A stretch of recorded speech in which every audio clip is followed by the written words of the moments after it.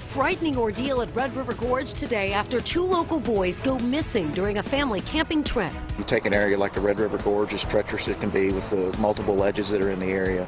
After 20 hours of non-stop searching around rough terrains, the boys are found safe, a sigh of relief for everyone. I prayed, all night long, and I just really kept praying, find them before the rain comes. Oh, and that mother's prayers were answered after the two young boys were both found safe today. Good evening to you. I'm Cherie Palello. And thanks for joining us tonight. I'm Mike Dardis. The two got lost while playing during a trip at the Red River Gorge. This is the moment when 5-year-old Michael Esposito of Claremont County and his cousin, 7-year-old Adrian Ross of Indiana, were found by rescue teams. They look pretty happy, huh? WLWT News 5's Brian Hamrick was there when it happened. Yeah, well, it was an all-out manhunt for two young boys, 130 searchers plus, and these searchers were finders. They had been on the search almost 24 hours, but with a cold front and severe storm moving in, the urgency was increasing. 5-year-old Michael Esposito and his 7-year-old cousin, Adrian Ross, were still missing. So I just kept praying, find them before the rain, and 30 minutes before the rain, that's when they were found, and so it's just like God was with them the whole time. Julia Esposito is Michael's mother. Searchers sent her this picture from the moment the boys were found. The family says they were stunned by the outpouring of support.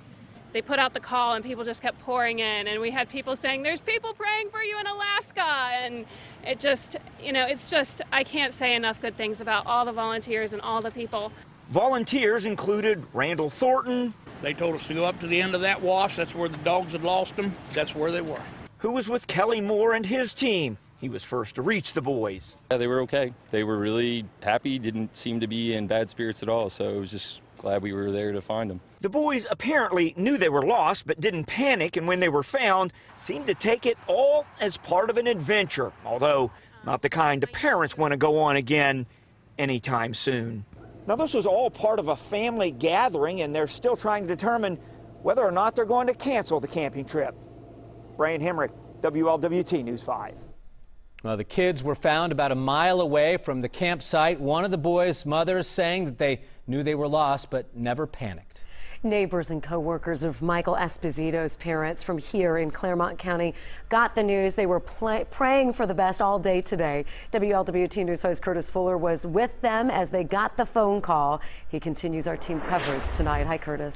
Hi there, Cherie. You know, Dr. Julia Esposito was working last night when she received a call no parent would want to receive. Today, her friends got another call, and only we were there when they first learned the boys were found.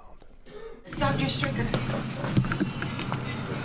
Hello? It is the call they were hoping to get here at the Claremont Animal Hospital. Some 20 hours after they received another call telling them little Michael Esposito and cousin Adrian Ross had disappeared. What? Yeah. Hold on, let me check. Oh, they are. All right. They found them and they're healthy. Prayers answered here at the animal hospital run by Dr. Julia Esposito and her father, David Stricker. And prayers answered in the Claremont County neighborhood where the Espositos live. They're good people, good kids. I just want them home. We were just down in Pigeon Forge about 3 or 4 weeks ago and hiking. And it's pretty remote down there, and we came across a family with kids, and we're out there for three days, and they were planning on, hiking by themselves, and I can't imagine 2 little boys. And the wooded area around young Michael's house is apparently a place he feels very comfortable.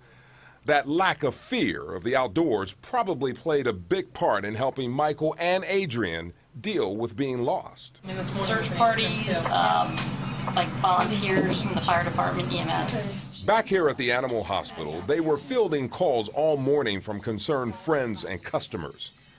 These co-workers are more like family. They were also on the phone checking the progress of the search regularly. All night. Well, very relieved.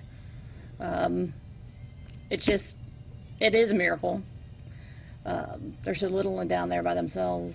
It had to be so frightening, but yeah, they were found.